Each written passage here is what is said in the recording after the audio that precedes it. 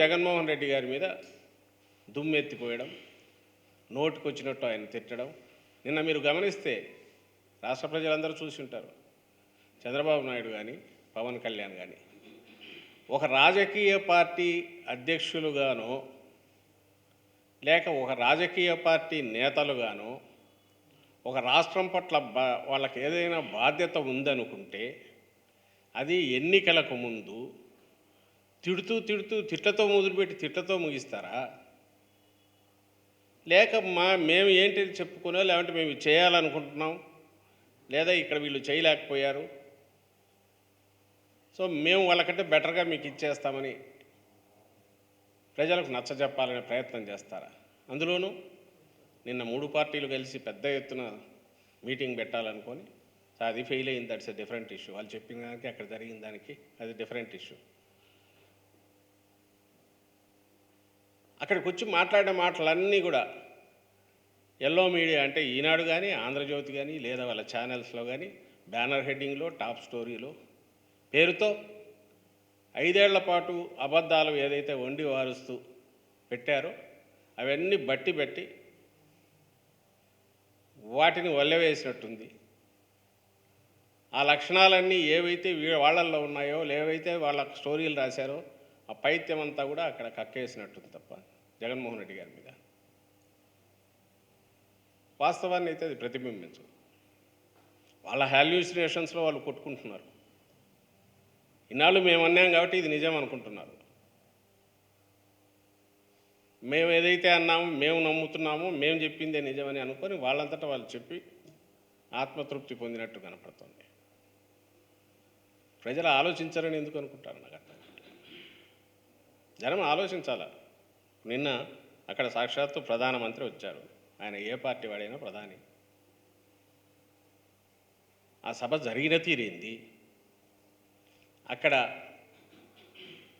ఒక ప్రహసనంలాగా మొత్తం గందరగోళంగా జరగడం ఏంది? ఆడలేక మధ్యలో ఓడని ఒకటి సామెత ఉంది. నువ్వు డ్యాన్స్ చేయలేక వాడు సరిగా మధ్యలో కొట్టలేదు, అది వాయించలేదు, వాద్యం సరిగా పనిచేయలేదు, దానివల్ల చేయలేకపోయినా అన్నట్టు. వాళ్ళ మైక్ సిస్టమ్స్ ఫెయిల్ అయితే ఆ కన్సోల్ ఎవడు తీసుకెళ్ళి ఎవడు జనంలో పెట్టుకుంటారు. జనం అక్కడ ఎక్కినారు. దానికి కారణం ఏంటంటే పోలీసులు రాలేదని. ఏ పార్టీ దీనికైనా సరే పెద్ద ఎత్తున కార్యకర్తలు చేరిన చోట పోలీసులు ఒక స్టేజ్కి మించిపోలేదు. మా పార్టీ అయినా సరే నచ్చజెప్పాలని చూస్తారు, ఇది చూస్తారు తప్ప ఏదో వచ్చి లాఠీలు పట్టుకొని కొట్టరు, తొయ్యరు. మనకుండాలి అది. మా సిద్ధం సభలు జరిగాయి, చూశారు కదా. అక్కడ కూడా ఎక్కడికెక్కడ వాళ్ళు మా కార్యకర్తలు నిజమైన కార్యకర్తలు డెడికేట్ కాబట్టి డిసిప్లిన్, క్రమశిక్షణ ఉంది. అయినా సరే ఎక్కువ మంది చేరిన చోట ఇబ్బంది లేకుండా చూడడానికి మన ప్రయత్నాలు మనం చేసుకోవాలనే కనీస జ్ఞానం లేకుండా నయం అదేదో పొరపాటున కరెంటు పోయితే దాన్ని కూడా గవర్నమెంట్ అనడమో మమ్మల్ని అనడమో చేసేవాళ్ళేమో. దానికి పోలీసులు ఎవరో ఇది చేయలేదని, దానివల్ల అది ఫెయిల్ అయిందని మీ చేతగాంతనానికి ఓ చిన్న సభ అంతా చేస్తే 50,000 60,000 వచ్చింటారేమో, లక్షకు లోపు. దాన్ని పట్టుకొని అసలు మొత్తం సరే మీ సభ మీరేమన్నా పొగుడుకోవచ్చు, ఎట్టయినా చేసుకోవచ్చు, అది మీ వాళ్ళ ఇష్టం. దాంట్లో వాళ్ళు తృప్తి పొందితే కాదనడానికి మేమెవరం. కానీ మీ చేతగాంతనానికి ఫెయిల్యూర్కు దాన్ని తీసుకొచ్చేసి డిపార్ట్మెంట్కో పోలీసుకో ఇంకోరికో అట్రిబ్యూట్ చేసే ప్రయత్నం, అక్కడ ఇంకో దివాలా కోరుతున్నాం. అక్కడ జరిగినవన్నీ ఒకసారి రోజు ఇప్పటికే ఎక్కడికెక్కడ అన్నిట్లో మీడియాలో వస్తున్నాయి, సోషల్ మీడియాలో వస్తున్నాయి. ఆయన ప్రధానికి మోడీ గారికి సన్మానం అంటారు, శాలువ రాదు, ఇద్దరు నిలబడి ఉంటారు. ఆయన తీసుకొచ్చి ఆయన్ని అవమానించారు, పుష్పగుచ్చం అంటారు, అది రాదు. అది వాళ్ళ ఆర్గనైజేషన్ లోపం, వాళ్ళ చేతగాంతనం. ఇవన్నీ దేన్ని సూచిస్తాయంటే ఆత్రం తప్ప వీళ్లకు ముఖ్యంగా చంద్రబాబు నాయుడుకు అర్జెంటుగా ఇటు పట్టుకున్నాడు. ఇన్నాళ్ళు పవన్ కళ్యాణ్ పట్టుకున్నప్పుడు వీళ్ళని లాక్కొచ్చాడు. అర్జెంటుగా అధికారంలోకి వచ్చేసేయాలి. ప్రజలు మళ్ళీ అప్రమత్తులై లేకుంటే వాళ్ళు క్వశ్చన్ చేసేలోగా దడదడ కొట్టేసి వచ్చేసేయాలి. తాను జగన్మోహన్ రెడ్డి గారి నుంచి తనకు పీడకలలు ఏవేవి వస్తున్నాయో అవన్నీ జనం ముందు పెట్టేసి కక్కేసి తొందరగా ఓట్లు ఇచ్చుకొని రావాలి. ఈ ఆత్రం ఏదైతే ఉందో అందుకే ఆయన ఏం మాట్లాడుతున్నాడో తెలియకుండా ప్రధాని ఈయన చప్పట్లు కొడతాడు. అందరూ గమనించే ఉంటారు. చంద్రబాబు నాయుడు ఆయనేమో జగన్మోహన్ రెడ్డి గారి చెల్లెళ్ళే ఆయన ఏమో ఇది అంటున్నారు, ఓటు వేయొద్దు అంటున్నారని ఆయనంటే, ఆయనేమో ప్రధానమంత్రి మోడీ గారేమో ఈ మా పార్టీ కాంగ్రెస్ పార్టీ ఒకే దీనికి అటు ఇటు ఇవి రెండు ఒకటేని ఆయన ఒకటే సొంత ఇది ఆయన చెప్తాడు. ప్రజలంతా అజ్ఞానులు అనుకుంటున్నారా, వాళ్ళకి ఆలోచన ఉండదు అనుకుంటారో వీళ్ళు అర్థం కావట్లా. ఏ పార్టీ ఏంటి, వాళ్ళ ఆలోచనలు ఏంటి, ఎవరు మాట చెప్తే మాట మీద నిలబడతారు ఆ మాత్రం తెలియదా? బట్ మన దారిని మనం అనేస్తే పోయే మెసేజ్ పోతుంది, ఎక్కాల్సిన వాళ్ళకి ఎక్కుతుంది, జనం ఓట్లు వేస్తారనే వాళ్ళ ఆశ ఆత్రం మాత్రమే నిన్నటి సభలో కనపడుతుంది. ఫెయిల్యూర్ కనపడుతుంది, మోసకారితనం కనపడుతుంది, వంచన కనిపిస్తుంది. ఉమ్మడిగా ముగ్గురు కలిసి చేసిన వంచన, మోసం, దగా కోరుతనం ఈ రాష్ట్రానికి కనపడుతుంది, కొత్తగా డివైడ్ అయిన రాష్ట్రానికి. నిన్న కనీసం ప్రధానమంత్రిని తీసుకొచ్చారు. మా ముఖ్యమంత్రి గారు జగన్మోహన్ రెడ్డి గారు ప్రధానమంత్రి హోదాలో ఆయన వచ్చి గవర్నమెంట్ స్టేజ్ మీదే రిక్వెస్ట్ చేశారు, గుర్తు చేశారు ప్రత్యేక హోదా గురించి, ఇతర హామీల గురించి, విశాఖ ఉక్కు గురించి. తర్వాత కలిసినప్పుడు చెప్తున్నారు. మీరు ఒత్తు పెట్టుకొని వచ్చారు. రాష్ట్ర ప్రజలు సహజంగానే ప్రత్యేక హోదా గురించి ఎక్స్పెక్ట్ చేస్తారు. కనీసం ప్రస్తావన కూడా చేయలేకపోయినారు వీళ్ళు. ఎంతసేపు జగన్మోహన్ రెడ్డి తిట్టడానికే తప్ప మేము ఇది చేస్తామని కానీ, ఇదిగో ఈయన తీసుకొచ్చాము అబ్బా, ఇంత పెద్ద ఆయన్ని తీసుకొచ్చాము, సెంటర్లో వీళ్ళు రూలింగ్లో ఉన్నారు, మళ్ళీ వస్తే ఇది మేము తెస్తామని ఎందుకు చెప్పలేకపోయారు?